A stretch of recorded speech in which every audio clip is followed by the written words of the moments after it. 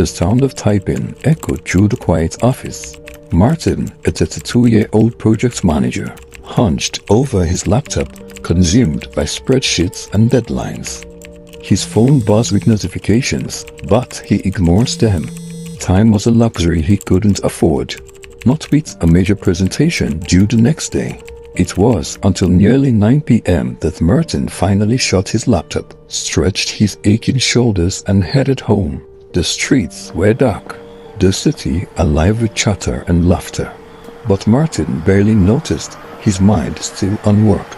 As he unlocked the door to his modest apartment, he was greeted by the faint glow of candles and a smell he hadn't encountered in years, chocolate frosting. Happy birthday!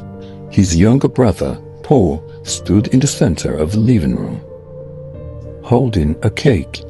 Paul's grin was infectious, his energy bright enough to light up the whole room. Paul? Martin stared, confused. What are you doing here? And birthday? Paul laughed, shaking his head. Man, you've really forgot your own birthday. You really are married to that job of yours. It hit Martin then. January 10th was his birthday. He hadn't celebrated it in years. Too busy, too preoccupied.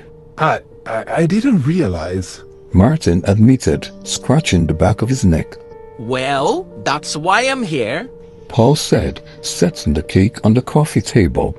You're not spending this one alone. They lit the candles, Paul singing an off-key birthday song. For the first time in ages, Martin laughed. A deep, genuine laugh. They reminisced about their childhood, talked about their parents, and joked about Paul's adventure abroad. But as the drinks ran low, Martin offered to step out and grab more. Paul protested, but Martin insisted. He needed fresh air and maybe a chance to clear his head.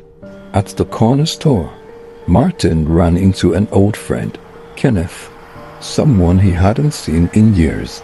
They exchanged pleasantries, but Kenneth's expression turned somber. How have you been holding up? Kenneth asked, his voice cautious. Me? Well, I've been busy with work. You know how hectic it is. Martin replied, slightly confused. Kenneth hesitated but spoke softly. I'm sorry about Paul, man. I heard he passed last year. It must be tough. The words hit Martin like a punch to the gut. What are you talking about? Martin stammered. Paul, he's at my place now. We just had cake. Kenneth's face was pale. Martin, Paul died in that car accident last summer. Martin didn't wait to hear the rest. He dropped the bottles he was holding and ran home. Busting through the door, the apartment was silent. The cake sat on the table, untouched. The candles had melted into puddles of wax. And Paul was nowhere to be found. Martin sank to the floor, his chest heavy. A framed photo on the wall caught his eye. It was of him and Paul, taken 2 years ago at a family reunion. The ache in his chest deepened.